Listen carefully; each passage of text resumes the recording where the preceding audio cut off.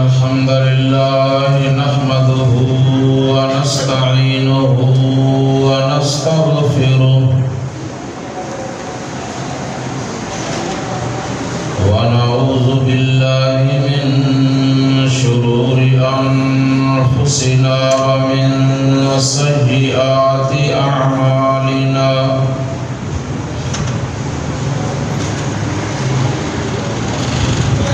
من يهده الله فلا مضل له ومن يضلله فلا هادي له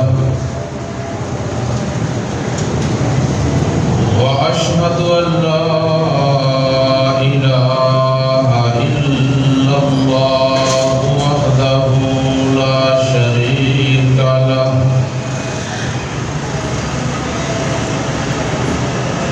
وأشهد أن محمدًا عبده ورسوله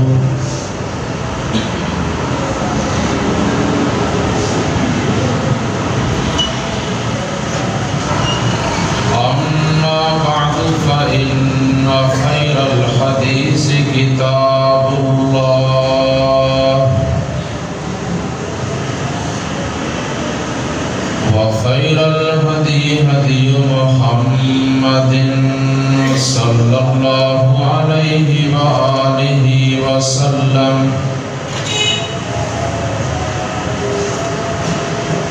وشر الأمور محدثاتها وكل محدثة بدعة وكل بدعة ضلالة وكل ضلالة في النار.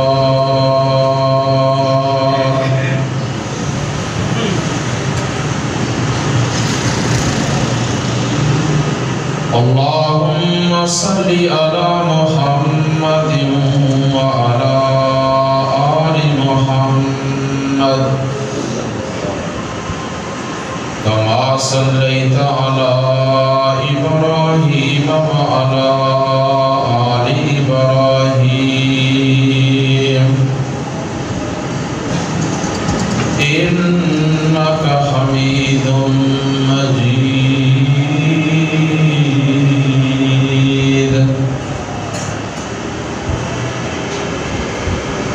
اللهم بارك على محمد وعلى آل محمد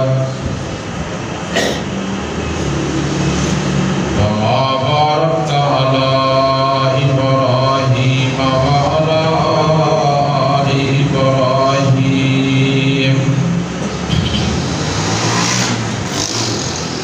إنك حميد مجيد.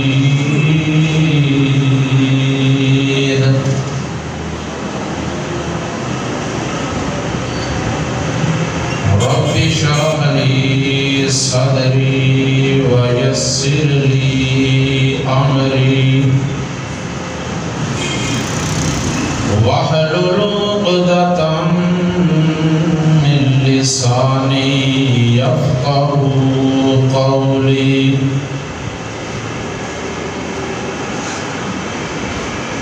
رب زدني علما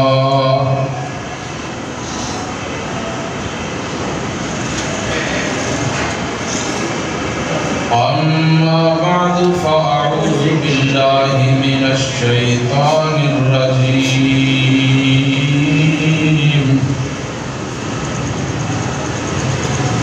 بسم الله الرحمن الرحيم.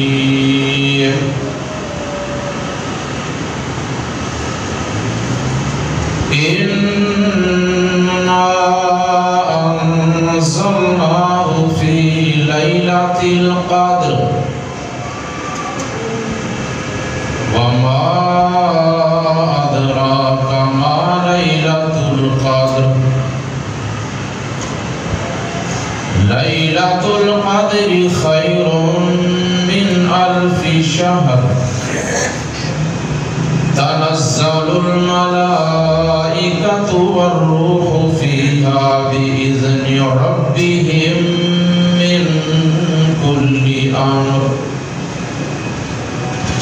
سلام هي حتى مطلع الفجر.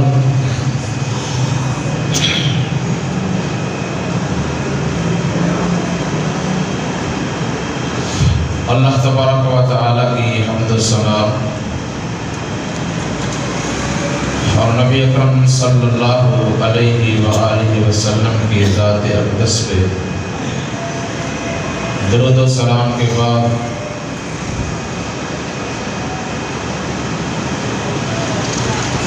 محترم سامعین، رمضان المبارک کا آدھے سے زیادہ حصہ گزر چکا ہے اور آدھے سے کم حصہ باقی ہے، اور دیکھا آپ نے کہ یہ کتنے تیزی کے ساتھ دن اور راتیں گزر گئی، اور اللہ تبارک و تعالی نے ہم پر کس قدر احسان فرمایا کہ موسم خوشگوار، روزے اتنے آسانی سے رکھے گئے کہ بھوک پیاس گرمی کا احساس تک نہیں ہوا۔ اللہ تبارک و تعالی ہماری ان عبادات کو اپنے بارگاہ عالیہ میں شرف قبولیت عطا فرمائے جو ہم اب تک کر سکیں،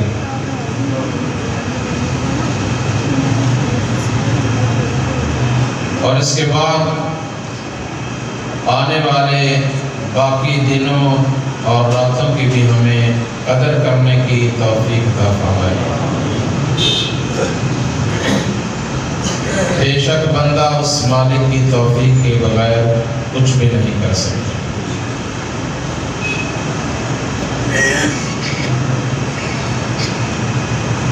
تو محترم سامعین، رمضان المبارک کے احکامات اور ماہ رمضان کے روزوں کی اہمیت اور اس ماہ مبارک میں نازل ہونے والی کتاب قرآن مجید کی عظمت آپ گزشتہ جمعۃ المبارک کے خطبات میں سماعت فرما چکے ہیں۔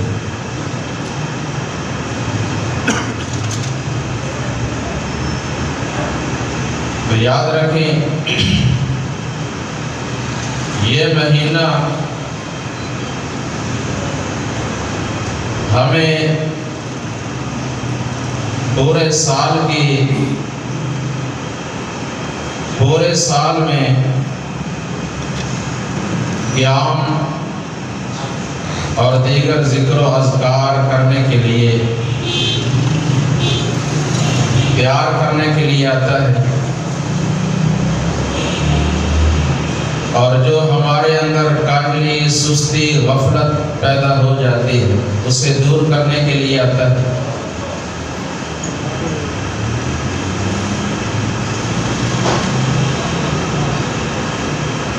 تو ماہ رمضان کے علاوہ بھی قرآن کریم کی تلاوت اور قیام اللیل،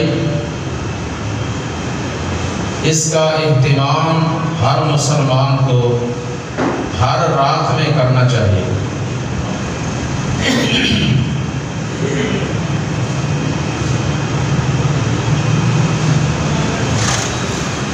یہ ٹھیک نہیں کہ رمضان المبارک کا مہینہ آیا، مسجد میں آ گئے، نمازیں پڑھ لی، اور روزے کچھ رکھے کچھ چھوڑ دیے، لیکن جو ہی یہ مہینہ مکمل ہوا، ماہ رمضان گیا، خود بھی چلے گئے اور پھر پورا سال مسجد میں نظر ہی نہ آئے۔ تو ایسا نہیں ہونا چاہیے، اس کا پورے سال کے لیے اثر ہونا چاہیے۔ اللہ رب العزت نے اپنے ان بندوں کی عظمت، فضیلت اور شان قرآن مجید میں بیان فرمائی ہے، جو ہمیشہ اس کی عبادت میں لگے رہتے ہیں اور گناہوں سے بچتے ہیں، اچھے اعمال میں آگے بڑھتے ہیں۔ آئیے قرآن کریم کے الفاظ میں چند آیات سماعت فرمائیں۔ اللہ تبارک و تعالی مجھے صحیح بیان کرنے کی اور ہم سب کو اس پہ عمل کرنے کی توفیق عطا فرمائے۔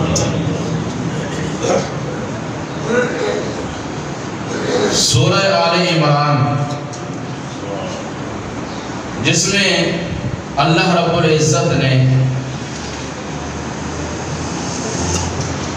جنتی لوگوں کی نشانیاں بیان کی ہیں کہ ہم نے جنت کو کن لوگوں کے لیے سجایا ہے، کن کے لیے تیار کیا ہے، اور اس میں جانے والے کون لوگ ہیں۔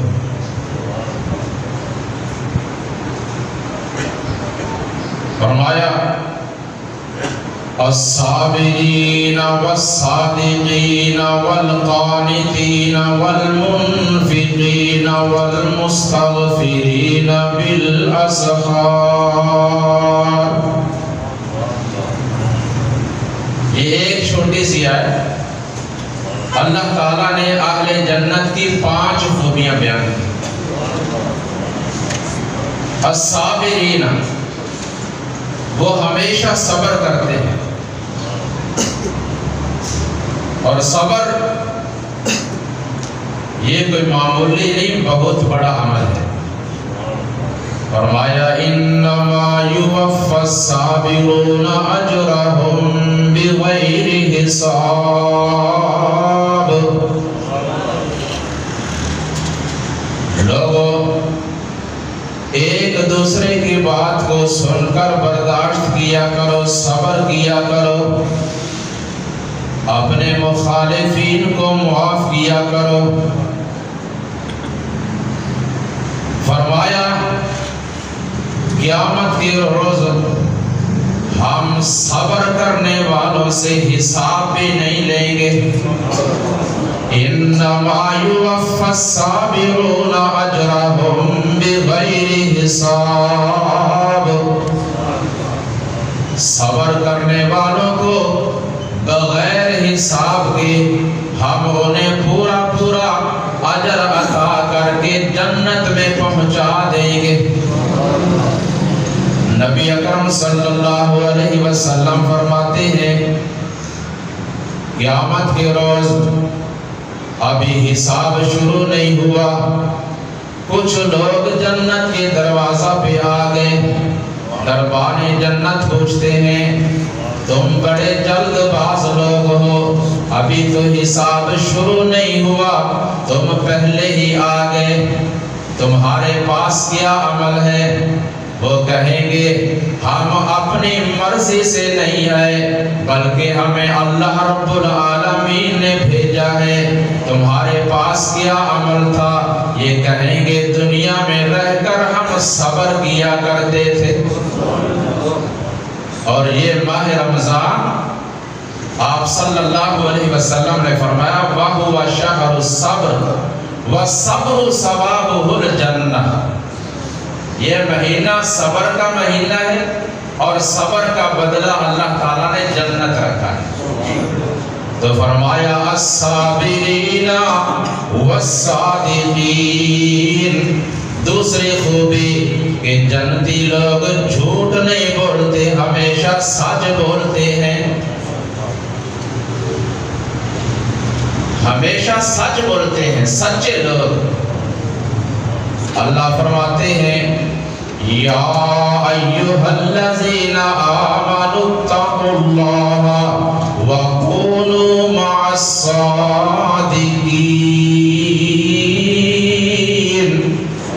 ایمان والو اللہ سے ڈر جاؤ اور ہمیشہ سچے لوگوں کے ساتھ رہا کرو۔ نبی اکرم صلی اللہ علیہ وسلم فرماتے ہیں علیکم بالصدق فإن الصدق یہدی الی البر وإن البر یہدی الی الجنہ۔ میری امت کے لوگوں، مسلمانوں، ہمیشہ سچ بولا کرو، سچ بولنے کی اپنے آپ کو عادت ڈالو، اس لیے کہ جو سچ ہے انسان کو نیکیوں کی طرف مائل کرتا ہے اور نیکیاں انسان کو جنت میں پہنچا دیتی ہیں۔ اور جب بندہ ہمیشہ سچ بولتا رہے، سچ بولنے کی عادت ڈال لے، یکتب عند اللہ صدیقا،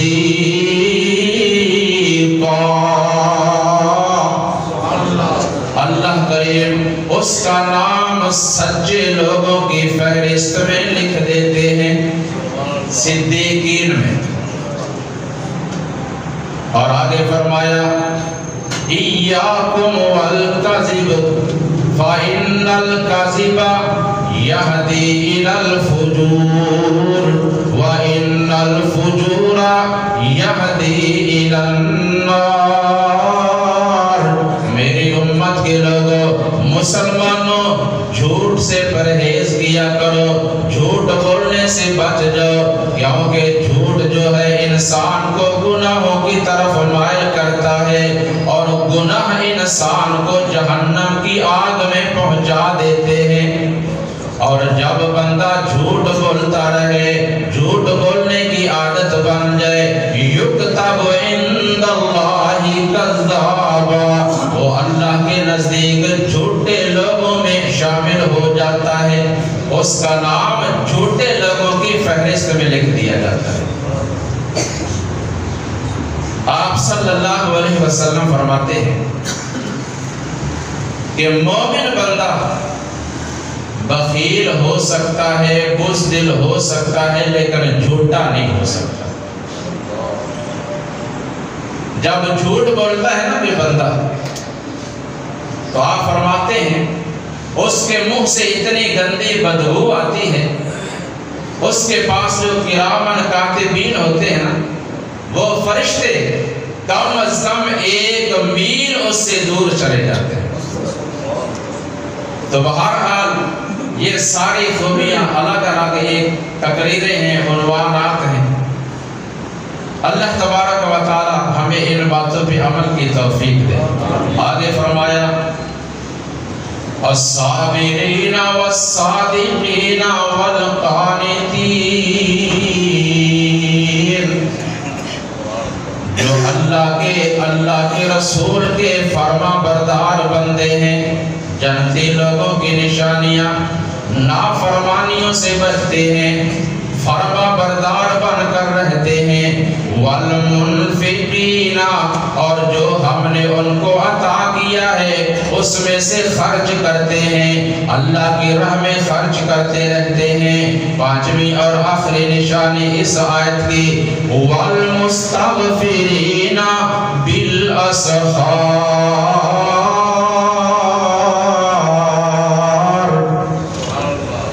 سحری کے وقت جب رات کے 2 حصے گزر جائیں، آخری تیسرا حصہ باقی رہ جائے، وہ اٹھ کر باوضو ہو کر اپنے مالک کی بارگاہ میں آ جاتے ہیں، قیام کرتے ہیں، رکوع اور سجدے کرتے ہیں، توبہ اور استغفار کرتے ہیں، اپنے رب سے اپنے گناہوں کی معافی مانگتے ہیں۔ یہ ہے جنتی لوگ۔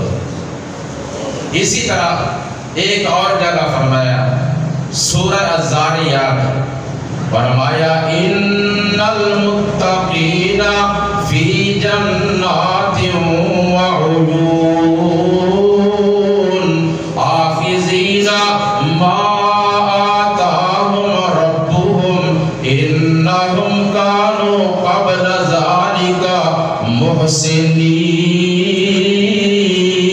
محسنین کانوا قلیلا من اللیل ما يهجعون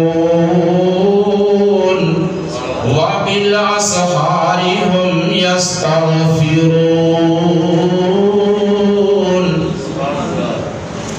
فرمایا بے شک متقی پرہیزگار لوگ جنت کے باغوں میں اور چشموں میں داخل ہوں گے.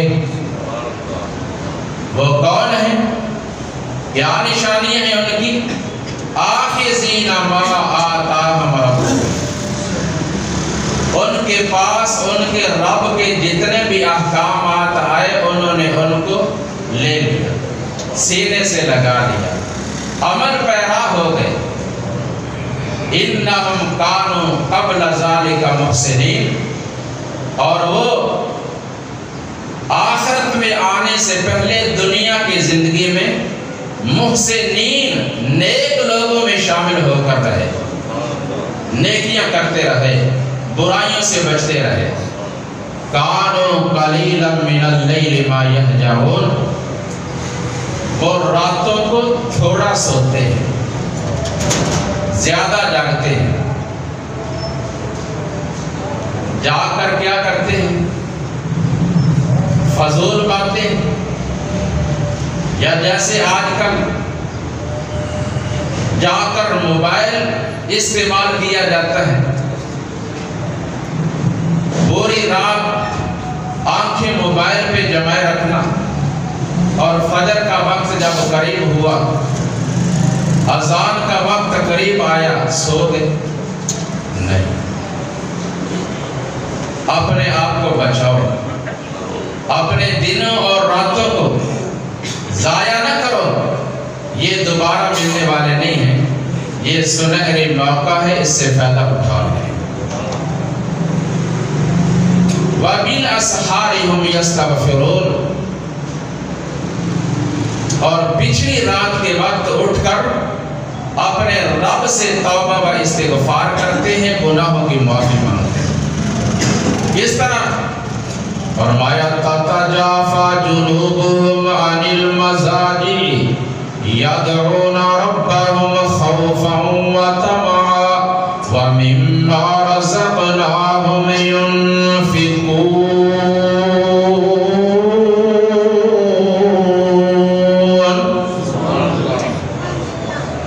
رات کو سوتے ہیں اور سو جانے کے بعد ان کے جسم ان کے بستروں سے الگ ہو جاتے ہیں.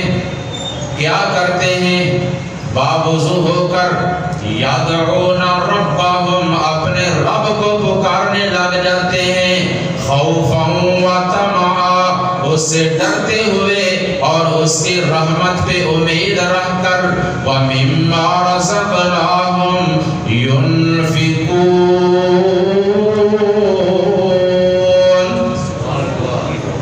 اور اس کے علاوہ ہم نے جو بھی انہیں عطا کیا ہے اس میں سے خرچ کرتے ہیں. اے اللہ، پھر ایسے لوگوں کے لیے تو نے انعام کیا رکھا ہے. اللہ فرماتے ہیں فَلَا تَعْلَمُ نَفْسٌ مَا أُخْفِيَ لَهُمْ فَلَا تَعْلَمُ نَفْسٌ مَا أُخْفِيَ لَهُمْ مِنْ قُرَّةِ أَعْيُنٍ جَزَاءً بِمَا كَانُوا يَعْمَلُونَ.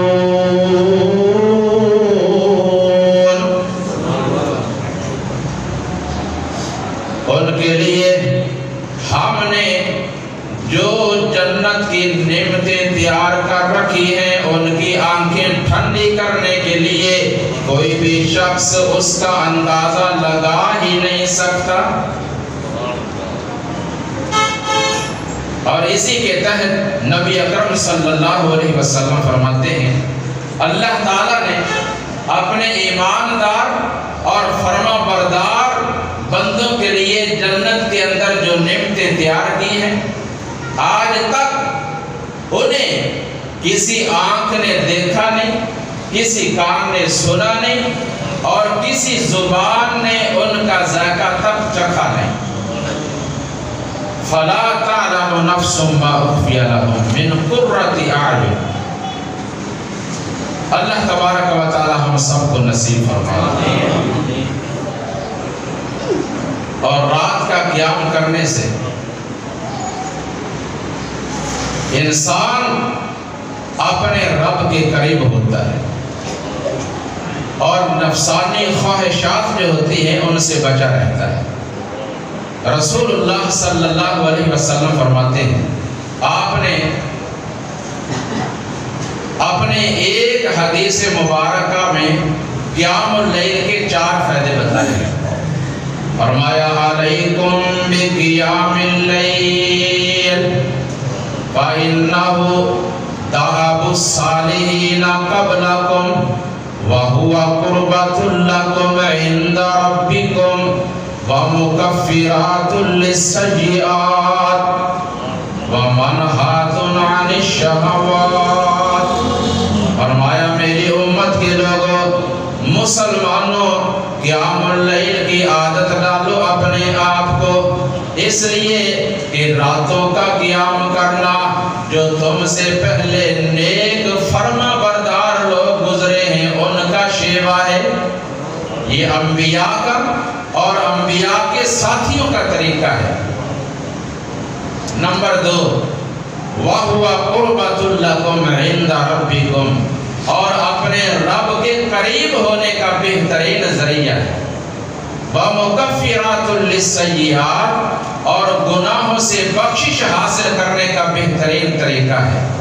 وَمَنْهَاتٌ عَنِ الشَّهَوَاتِ، اور جو انسان کے اندر خواہشات ہیں، شہوات ہیں، ان کو ختم کرنے کا بہترین طریقہ ہے۔ یاد رکھیں، جو خواہشات اور شہوات کو پورا کرنے کے لیے ان کی تکمیل میں لگا رہے، وہ پوری زندگی دن رات ایک کر لے، جتنا مرضی دوڑ لے، وہ اپنی خواہشات کو مکمل نہیں کر سکتے۔ اس دنیا کو ایک ضرورت سمجھ کر استعمال کرو، خواہش سمجھ کر نہیں، کیونکہ خواہشات بادشاہوں کی بھی پوری نہیں ہوتی، ان کی بھی رہ جاتی ہیں، اور ضرورت فقیر کی بھی پوری ہو جاتی ہے۔ ضرورت سمجھو اور خواہشات کے پیچھے نہ لگو۔ تو فرمایا خواہشات کو ختم کرنے کا یہ ایک بہترین ذریعہ ہے۔ قرآن مجید میں اللہ فرماتے ہیں نا، إِنَّ نَاشِئَةَ اللَّيْلِ هِيَ أَشَدُّ وَطْئًا وَأَقْوَمُ قِيلًا۔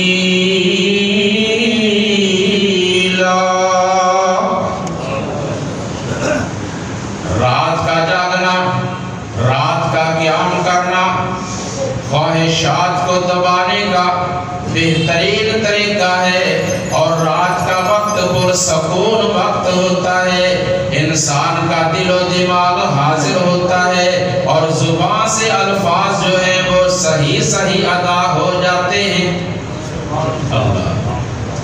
جیسا کہ اور جگہ فرمایا، أَقِمِ الصَّلَاةَ لِدُلُوكِ الشَّمْسِ إِلَى غَسَقِ اللَّيْلِ وَقُرْآنَ الْفَجْرِ إِنَّ قُرْآنَ الْفَجْرِ كَانَ مَشْهُودًا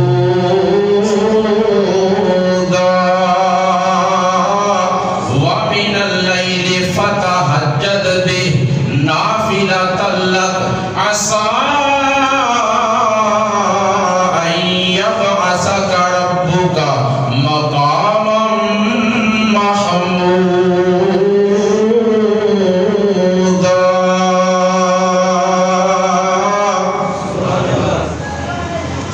سورج ڈھل جائے اس وقت ظہر کی نماز پڑھا کریں، رات کی اوقات میں بھی یعنی مغرب اور عشاء کی نماز پڑھیں، اور فجر کی نماز پڑھیں، اس وقت قرآن کی تلاوت بھی کریں، کیونکہ ان قرآن الفجر کان مشہودا، فجر کے وقت قرآن پڑھنے کا فائدہ یہ ہے، ایک تو اس وقت انسان کا دل اور دماغ فارغ ہوتا ہے، حاضر ہوتا ہے، اور دوسرا یہ کہ اس وقت کا کیا ہوا عمل فوراً اللہ کی بارگاہ میں حاضر کر دیا جاتا ہے۔ وَمِنَ اللَّيْلِ فَتَهَجَّدْ بِهِ نَافِلَةً لَكَ، اے محبوب صلی اللہ علیہ وسلم رات کے وقت تہجد کی نماز پڑھا کریں، یہ آپ کے لیے نفل عبادت ہے۔ عَسَىٰ أَن يَبْعَثَكَ رَبُّكَ مَقَامًا مَحْمُودًا،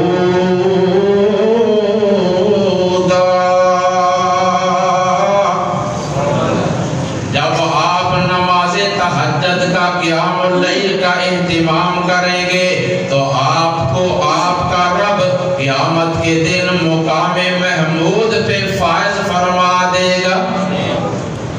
وہ مقام محمود جہاں سب سے پہلے آپ صلی اللہ علیہ وسلم اللہ کی حمد بیان کریں گے، اور ان الفاظ میں جو اسی وقت اللہ آپ کو سکھائیں گے، اور اسی مقام پہ سب سے پہلے پوری کائنات کے انسانوں میں آپ صلی اللہ علیہ وسلم کو اپنے رب کا دیدار ہوگا، اور سب سے پہلے اسی مقام پہ آپ صلی اللہ علیہ وسلم کو شفاعت کا حق دیا جائے گا۔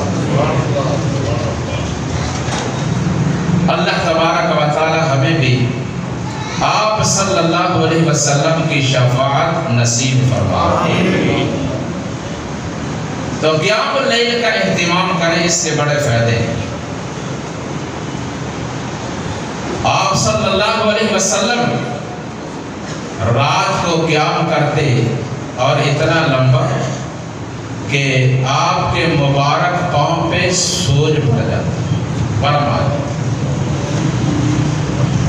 آپ صلی اللہ علیہ وسلم سے کہا گیا، یا رسول اللہ صلی اللہ علیہ وسلم آپ اتنی مشقت کیوں اٹھاتے ہیں، جبکہ اللہ تبارک و تعالی نے آپ کے اگلے پچھلے تمام گناہوں کو معاف کر کے آپ کو معصوم عن الخطا بنا دیا، آپ کے ذمہ کوئی گناہ نہیں،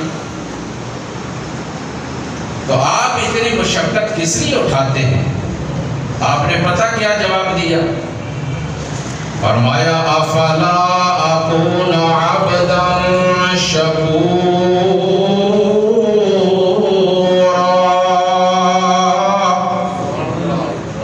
جب میرے مالک نے مجھ پہ اتنا بڑا احسان فرما دیا تو کیا میں اس کا شکر گزار بندہ نہ بنوں؟ میں تو اس کا شکر گزار بندہ بننا چاہتا ہوں۔ اور آپ نے یہ بھی بتایا کہ شکر صرف زبان سے ہی نہیں ہوتا، انسان کھا لے پی لے پہن لے اور زبان سے ہی کہہ دے اللہ کا شکر ہے، اسی کو کافی سمجھے۔ شکر کرنے والے شاکر لوگ اپنے رب کی عبادت کر کے اس کا شکر ادا کرتے ہیں۔ تو آپ صلی اللہ علیہ وسلم کی زندگی کا ہمیشہ کا معمول، ہر روز آپ صلی اللہ علیہ وسلم نماز تہجد ادا کرتے، رات کو قیام کرتے، اور بالخصوص جب ماہ رمضان آ جاتا، ماہ رمضان کا پورا مہینہ خاص طور پہ آپ خود بھی اس کا اہتمام کرتے، اور آپ نے اپنے امت کے مسلمانوں کو بھی اس کی ترغیب دی، اور اللہ کی طرف سے بہت بڑے اجر و ثواب کا وعدہ سنایا، بشارت سنائی۔ کیسے؟ آپ پہلے بھی سن چکے ہیں، پھر ذہن نشین کر لیں۔ ایک تو یہ ہے نا، ہم بات سنتے ہیں یاد نہیں رکھتے، اگر یاد ہو بھی تو عمل نہیں ہوتا۔ عمل کتنا دیکھیں نا، مہینہ جب شروع ہوا، عشاء کے بعد نماز تراویح میں جب پہلے مسجد بھری ہوتی تھی، 4 صفیں آہستہ آہستہ کم شروع ہو گئی، بالآخر 1 یا 1.5 صف رہ گئی۔ اب کیا ہو گیا؟ کیوں چھوڑ دیا؟ کیا آپ نے 1 2 3 دن قیام کرنے کو کافی سمجھ لیا؟ آپ نے جو بشارت سنائی ہے نا، وہ پورا مہینہ قیام کرنے کی ہے، 2 4 دن یا 10 دن نہیں، پورا مہینہ۔ فرمایا من قام رمضان ایمانا و احتسابا غفر له ما تقدم من ذنبه، جس نے ماہ رمضان کا قیام کر لیا حالت ایمان میں اور اللہ سے ثواب کی امید رکھتے ہوئے، اللہ سبحانہ و تعالی اس عمل کی وجہ سے اس کی زندگی کے سابقہ تمام گناہوں کو معاف فرما دیتے ہیں۔ اللہ، آپ خود بھی پورا مہینہ بڑے اہتمام کے ساتھ قیام کرتے اور آپ نے اپنے امت کے مسلمانوں کو اس کی ترغیب بھی دی، اور وہ صحابہ کرام، وہ مسلمان جو آپ صلی اللہ علیہ وسلم کی ہر ادا کو دیکھتے اور جو دیکھتے اس پہ فوراً عمل کرتے۔ قرآن مجید میں جگہ جگہ پہ اللہ نے بتایا ہے کہ جو عمل میرے رسول صلی اللہ علیہ وسلم کرتے ہیں نا، وہ آپ کے ساتھی بھی کرتے ہیں۔ فرمایا ان ربک یعلم انک تقوم ادنی من ثلثی اللیل ونصفہ وثلثہ۔ آگے کیا ہے؟ سورہ المزمل پڑھتے ہیں نا۔ فرمایا اے محبوب صلی اللہ علیہ وسلم، بے شک آپ کا رب خوب جانتا ہے کہ آپ کبھی پوری رات جا کر قیام کرتے ہیں، کبھی رات کے 2/3، کبھی 1/3 حصہ۔ آگے فرمایا وَطَائِفَةٌ مِّنَ الَّذِينَ مَعَكَ،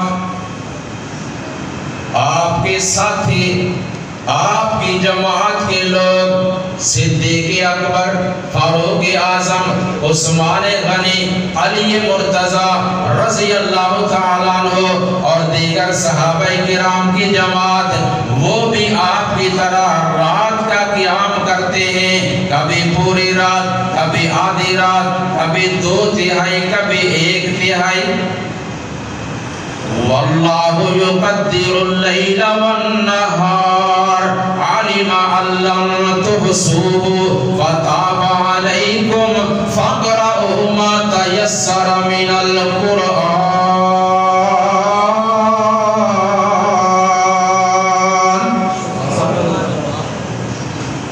رات اور دن کا اندازہ لگانے والا، نظام چلانے والا اللہ ہے۔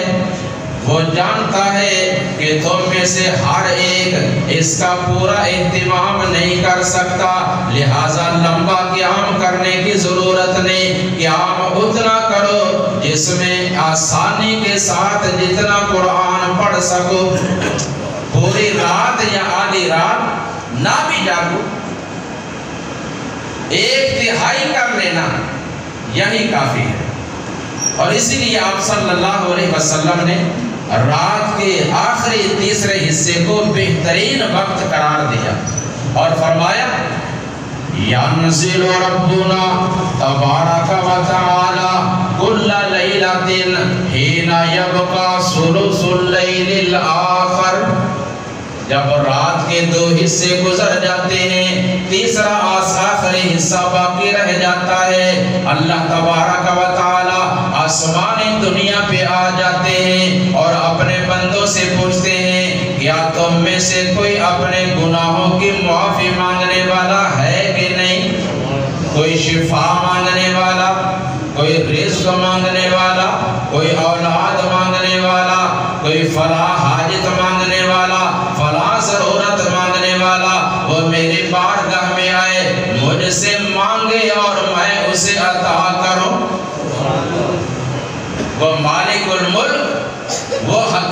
بادشاہ جسے اپنے بندوں کے ساتھ بے حد شفقت، پیار اور محبت۔ تو ماہ رمضان آپ صلی اللہ علیہ وسلم اپنے صحابہ کرام کے ساتھ گزارتے، اور شروع میں آپ نے باجماعت قیام نہیں کروایا۔ ایک دفعہ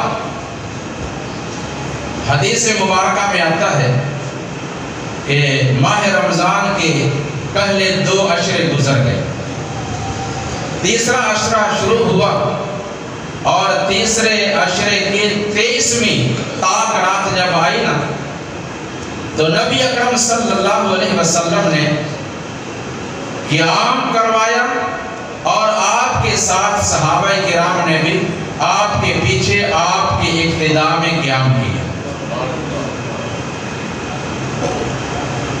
پھر 24ویں کی رات آئی، آپ نے باجماعت قیام نہیں کروایا۔ جب 25ویں کی رات آئی، آپ نے پھر باجماعت قیام کروایا، اور پہلی کی بنسبت قدر لمبا۔ پھر 26ویں کی رات آپ نے قیام نہیں کروایا۔ جب 27ویں کی رات آئی نا، تو آپ نے اور لمبا قیام کروایا، حتیٰ کہ صحابہ کرام کہتے ہیں ہمیں اندیشہ ہوا کہیں آج ہم سحری کھانے سے ہی نہ رہیں۔ اور اس کے بعد اس سے اگلی رات پھر صحابہ کرام جمع ہوئے، ان کا ذوق، ان کا شوق، ان کا جذبہ مسجد نبوی، ریاض الجنہ، اور پھر قیام کروانے والے محمد الرسول اللہ صلی اللہ علیہ وسلم، آپ خود جب قیام میں قرآن کی تلاوت کریں گے اتنا اچھا منظر ہوگا۔ مسجد کھچا کھچ بھری ہے۔ آپ صلی اللہ علیہ وسلم تشریف لائے، آپ صلی اللہ علیہ وسلم نے فرمایا اب میں اس قیام کی جماعت نہیں کرواؤں گا، اس لیے کہ خشیت ان یکتب علیکم، مجھے اس بات کا اندیشہ ہے کہ یہ جو عمل ہم کر رہے ہیں یہ اللہ کو بڑا پیارا لگ رہا ہے، اللہ کا بڑا پسندیدہ عمل ہے، اللہ عرش عظیم پہ اس کو دیکھ دیکھ کر بڑے خوش ہو رہے ہیں۔ مجھے اندیشہ اس بات کا ہے کہ کہیں یہ قیام باجماعت تم پہ فرض نہ ہو جائے۔ فرض ہونے کے اندیشے سے آپ نے اس کو چھوڑا اور فرمایا اپنے اپنے گھروں میں قیام کرواؤ۔ اب صدیق اکبر رضی اللہ تعالیٰ عنہ کے دور میں لوگ انفرادی طور پہ اسی طرح قیام کرتے رہے۔ سیدنا عمر فاروق رضی اللہ تعالیٰ عنہ خلیفہ بنے، ایک دفعہ مسجد نبوی میں آئے، کیا دیکھتے ہیں لوگ الگ الگ، کوئی اکیلا قیام کر رہا ہے، کوئی آگے قرآن پڑھ رہا ہے، پیچھے 2 4 5 10 آدمی کھڑے ہیں، کوئی اس کونے میں، کوئی اس کونے میں، کوئی باہر، کوئی اندر، الگ الگ جماعت تو کروا رہے تھے الگ الگ۔ لیکن سیدنا عمر فاروق رضی اللہ تعالیٰ عنہ فرمانے لگے اپنے ساتھی سے کہ کیوں نہ ان لوگوں کو، ان سب کو ایک امام کے پیچھے کھڑا کر دیا جائے، ایک بندہ آگے قرآن پڑھے اور پیچھے سب کھڑے ہو کر سنے۔ تو انہوں نے یہ حکم جاری کر دیا، اور موطا امام مالک اس میں روایت موجود ہے، سیدنا عمر فاروق رضی اللہ تعالیٰ عنہ نے مردوں کے لیے امام مقرر کیا ابی ابن کعب رضی اللہ تعالیٰ عنہ کو، جو بڑا خوبصورت قرآن پڑھنے والے، جنہیں نبی اکرم صلی اللہ علیہ وسلم نے سید القراء کا لقب دیا، پڑھنے والے، قاریوں کے سردار۔ اور عورتوں کے لیے انہوں نے حضرت تمیم داری کو امام مقرر کیا۔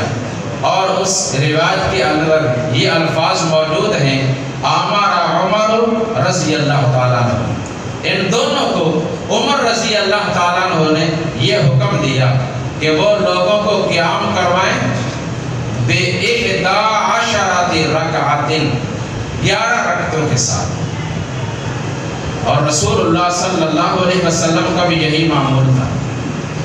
تو آپ صلی اللہ علیہ وسلم کے دنیا سے رحلت کر جانے کے بعد فرض ہونے والا جو اندیشہ تھا وہ ختم ہو گیا۔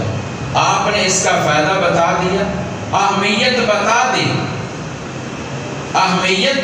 بتا دی کہ باجماعت قیام اللہ کو بڑا پسند ہے، لیکن اب میں اس لیے چھوڑ رہا ہوں کہیں فرض نہ ہو جائے۔ تو فرض ہونے والا جو خدشہ تھا وہ ختم ہو گیا۔ اب صحابہ کرام اس وقت سے لے کر بعد میں جب تک رہے باجماعت قیام کرتے رہے، اور پوری امت کا اسی پہ عمل ہے۔ اللہ تبارک و تعالیٰ سب کو عمل کی توفیق عطا فرمائے۔ تو اس لیے بھائیو، یہ قیام پورے مہینے کا کریں، اور اگر آپ نے باجماعت شروع کیا ہے تو باجماعت پڑھا کریں۔ ہاں البتہ اگر کوئی حافظ قرآن ہے، کوئی قاری قرآن ہے جو اچھی طرح پڑھنا جانتا ہے، وہ اپنے گھر میں بھی کر سکتا ہے لمبا قیام، اس میں قرآن کی تلاوت کرے جتنے کر سکتا ہے۔ لیکن جو حافظ بھی نہیں، قاری بھی نہیں، 1-2 سورتیں آتی ہیں، اس نے کیا لمبا قیام کرنا ہے؟ اس کے لیے یہی بہتر ہے کہ مسجد میں آئے اور حافظ قرآن، قاری قرآن کے پیچھے باجماعت قیام کرے، تاکہ وہ مکمل قرآن سننے کی سعادت حاصل کر سکے۔ اللہ تعالیٰ توفیق عطا فرمائے۔ اور اس کے علاوہ یہ ماہ رمضان کا آخری عشرہ جو عنقریب شروع ہونے والا ہے، جب یہ عشرہ شروع ہوتا، آپ صلی اللہ علیہ وسلم اس آخری عشرے میں بہت زیادہ محنت کرتے عبادت میں، اور خوب محنت کرتے، جیسا کہ ام المؤمنین میری اور آپ کی روحانی ماں سیدہ عائشہ صدیقہ سب کہے رضی اللہ تعالیٰ عنہا فرماتی ہیں، یجتہد فی العشر ما لا یجتہد فی غیرہ۔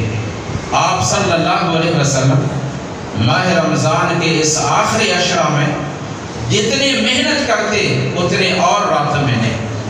اس طرح جب یہ عشرہ شروع ہوتا، شد مئزرہ ایقظ اہلہ، احیا لیلہ و ایقظ اہلہ، آپ کمر بستہ ہو کر راتوں کو جاگتے، خود بھی جاگتے، و ایقظ اہلہ، اور اپنے اہل و عیال کو بھی جلاتے، اور فرماتے یہ وہ عشرہ ہے جس کی طاق راتوں میں، ان 5 طاق راتوں میں اللہ تبارک و تعالیٰ نے لیلۃ القدر کو چھپا رکھا ہے، لہذا تحروا لیلۃ القدر فی الوتر من العشر الاواخر من رمضان۔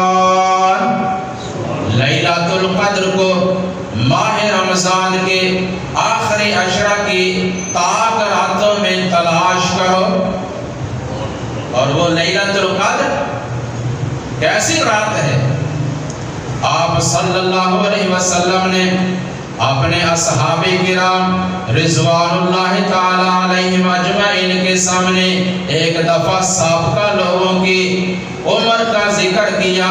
جو پہلے لوگ تھے ان میں سے کسی کی عمر 1000 سال، کسی کی 500 سال، کسی کی 200 سال، کسی کی 100 سال، اور ان میں سے آپ صلی اللہ علیہ وسلم نے فرمایا 4 ایسے آدمی گزرے ہیں جنہوں نے ایک لمحہ کے برابر بھی اپنے رب کی نافرمانی نہیں کی، انہوں نے پوری زندگیاں اپنے رب کی عبادت میں گزار دی۔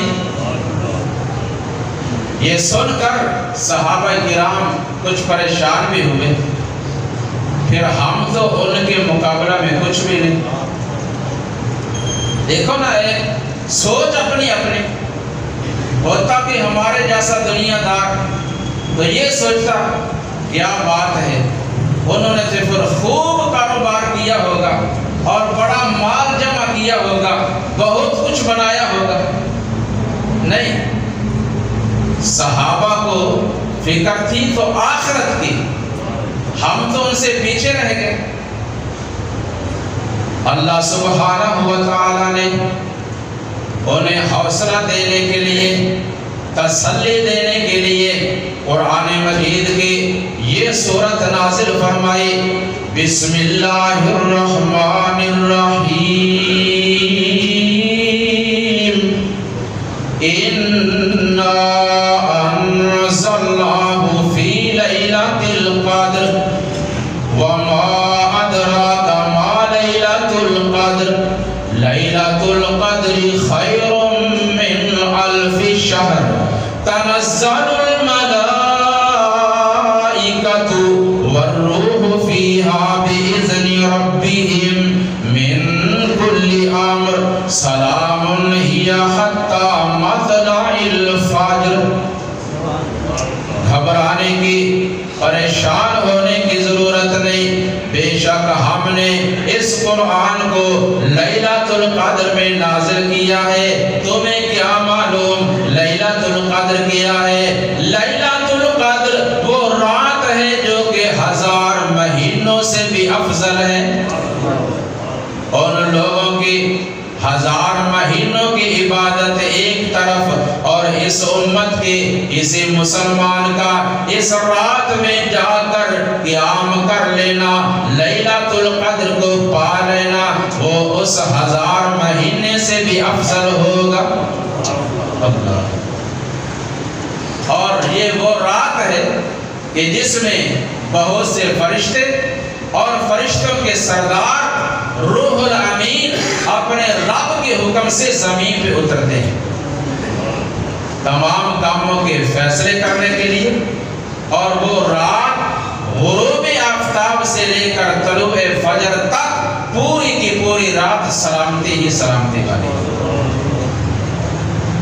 وہ فرشتے آ کر ان لوگوں کے حق میں دعائیں کرتے ہیں جو اپنے رب کی عبادت میں مصروف ہوتے ہیں۔ اللہ تبارک و تعالی ہمیں فرشتوں سے دعائیں لینے کی توفیق عطا فرمائے۔ آپ صلی اللہ علیہ وسلم نے فرمایا کہ جس نے لیلۃ القدر کو پا لیا اس نے بہت سی بھلائیوں کو حاصل کر لیا، اور جو لیلۃ القدر کی خیر و برکات سے محروم رہ گیا وہ گویا کہ ہر قسم کی خیر سے محروم ہو گیا۔ اور وہ بد نصیب لوگ ہیں جو ایسے قیمتی راتوں کو اور دنوں کو بھی ضائع کر بیٹھتے ہیں۔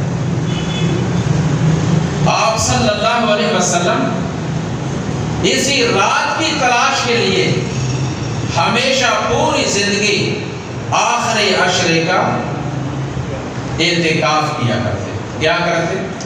اعتکاف۔ جیسا کہ صحیح حدیث میں واضح ہے، آپ صلی اللہ علیہ وسلم ہمیشہ اعتکاف کرتے، کب تک؟ حتی توفاہ اللہ، یہاں تک کہ آپ کی موت واقع ہو گئی۔ ثم اعتکف ازواجہ من بعد، اور آپ کے بعد آپ کی ازواج نے بھی اعتکاف کیا۔ اور اس اعتکاف کا مقصد بھی لیلۃ القدر کو حاصل کرنا ہے۔ ایک مرتبہ آپ نے پورا مہینہ اعتکاف کیا۔ حضرت ابو سعید رضی اللہ تعالیٰ عنہ بیان کرتے ہیں، صحیح بخاری کی حدیث، آپ نے اعتکاف کیا۔ رمضان شروع ہوتے ہی جب پہلا عشرہ گزرا، آپ نے فرمایا میرے پاس جبریل آئے، انہوں نے آ کر بتایا کہ جس رات کی تلاش میں آپ بیٹھے ہیں ابھی وہ نہیں آئی۔ پھر دوسرا عشرہ بھی آپ اعتکاف میں بیٹھے، اور جب یہ عشرہ گزرا پھر جبریل آئے اور کہا آپ جس رات کی تلاش کے کامیابی بھی نہیں آئی، آپ نے فرمایا اب میں یہ بھی عشرہ اعتکاف میں گزاروں گا۔ میرے ساتھیوں، جو بھی تم میں سے اعتکاف کرنا چاہتا ہے وہ میرے ساتھ بیٹھ جائے اور اس رات کو تلاش کرے۔ آپ نے فرمایا جو اعتکاف بیٹھتا ہے، ایک تو وہ گناہوں سے بچا رہتا ہے اور اس کی نیکیاں ہمیشہ 24 گھنٹے آسمان کی طرف چڑھتی رہتی ہیں۔ اس کا کھانا پینا سونا جاگنا پڑھنا یہ سب کچھ عبادت لکھا جاتا ہے، بے شرطے کہ وہ خود فضول باتوں میں لغویات میں اپنا وقت ضائع نہ کرے۔ اعتکاف کرنے کا بڑا فائدہ ہے۔ آپ صلی اللہ علیہ وسلم ہمیشہ بیٹھتے اور اس کی ترغیب دیتے۔ اس لیے وہ نوجوان وہ بزرگ جنہیں اللہ تعالیٰ نے وقت عطا کیا ہے، وہ یہ عشرہ 10 دن 10 راتیں اللہ کے گھر میں گزاریں۔ اللہ تعالیٰ توفیق عطا فرمائے۔ اور اسی طرح آپ صلی اللہ علیہ وسلم نے کچھ اس کے آداب سکھائے اور پڑھنے کے لیے دعائیں بتائیں۔ ام المؤمنین سیدہ عائشہ رضی اللہ تعالیٰ عنہ فرماتی ہیں، یا رسول اللہ صلی اللہ علیہ وسلم مجھے بتلائیے، اگر مجھے معلوم ہو جائے کہ یہ لیلۃ القدر ہے تو میں اس میں کیا پڑھوں؟ فرمایا یہ پڑھا کر کیا، اللہم انک عفو تحب العفو فاعف عنی، اے اللہ بے شک تو معاف فرمانے والا ہے، معافی کو پسند کرتا ہے، لہذا مجھے بھی اپنی رحمت سے معاف فرما دے۔ اور آپ صلی اللہ علیہ وسلم نے یہ بھی رخصت دی ہے کہ اگر وہ کوئی پورا عشرہ نہیں بیٹھ سکتا، مجبور ہے، وہ اس سے کم بھی کر سکتا ہے، 3 راتیں بھی گزار سکتا ہے۔ اگر اتنا بھی نہیں، کوئی زیادہ ہی مجبور ہے اور مصروف ہے تو وہ 1 دن یا 1 رات بھی گزار لے، جیسا کہ حضرت عبداللہ ابن انیس رضی اللہ تعالیٰ عنہ بیان کرتے ہیں۔ انہوں نے آپ صلی اللہ علیہ وسلم سے کہا، یا رسول اللہ صلی اللہ علیہ وسلم میرے پاس بہت سے جانور ہیں، جنگل میں رہتا ہوں، اور اگر میں آ جاؤں تو کوئی سنبھالنے والا پیچھے نہیں ہے، تو آپ مجھے کوئی 1 رات بتا دیں وہ میں مسجد میں گزار لوں۔ آپ صلی اللہ علیہ وسلم نے انہیں 23ویں کی رات بتائی۔ یہ ضروری نہیں کہ ہمیشہ 23ویں کی رات لیلۃ القدر آتی ہے، یہ بدل کر کبھی 21ویں، کبھی 23ویں، کبھی 25ویں، کبھی 27ویں اور کبھی 29ویں۔ اس لیے تلاش کرنے کا حکم دیا۔ اور آپ صلی اللہ علیہ وسلم نے فرمایا تھا کہ مجھے یہ رات دکھا دی گئی، مجھے یہ رات دکھائی گئی، ثم انسیتھا، اور پھر اس کی تعیین مجھے بھلا دی گئی، اور ممکن ہے کہ اس میں تمہارے لیے بہتری ہو۔ اگر آپ متعین کر دیتے 1 رات کو، لوگ اس رات کو جاگتے، پھر فارغ، بس چھٹی۔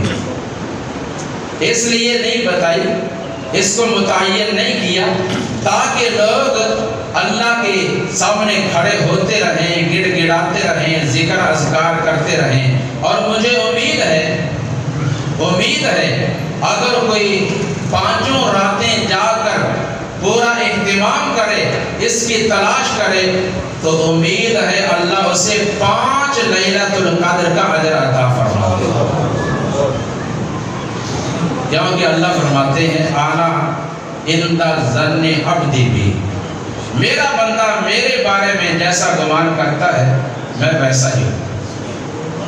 تو آپ نے انہیں 23ویں کی رات بتائی، اور وہ عصر کے وقت مسجد نبوی میں آتے اپنی سواری باہر باندھ کر، اور باقی وقت فجر تک مسجد میں گزارتے، اور فجر کی نماز پڑھنے کے بعد پھر سواری پہ سوار ہو کر واپس پلٹتے۔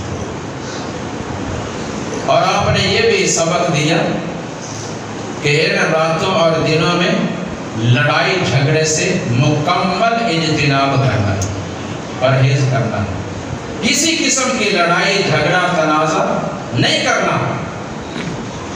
آپ صلی اللہ علیہ وسلم فرماتے ہیں کہ میں اپنے اعتکاف والی جگہ سے مسجد سے باہر نکلا تاکہ لوگوں کو خبر دوں کہ آج لیلۃ القدر ہے، لیکن جب میں نے دیکھا کہ دو مسلمان آپس میں جھگڑ رہے تھے، دو مسلمان آپس میں جھگڑ رہے تھے، ان کی لڑائی اور جھگڑے کی وجہ سے اللہ نے لیلۃ القدر کو اٹھا لیا۔ تو جہاں سینکڑوں نہیں ہزاروں جھگڑنے والے ہوں اور آپس میں لڑائی کرنے والے ہوں تو وہاں کیا ہوگا؟ اس لیے آپس میں پیار اور محبت والا ماحول پیدا کریں، لڑائی جھگڑے سے اجتناب کریں، اپنے رب کی عبادت کریں، کثرت سے دعائیں کریں، ذکر کریں۔ اللہ تبارک و تعالی ہمیں ان ساری باتوں پہ عمل کرنے کی توفیق عطا فرمائے۔ سبحان ربک رب العزت عما یصفون وسلام علی المرسلین والحمد للہ رب العالمین۔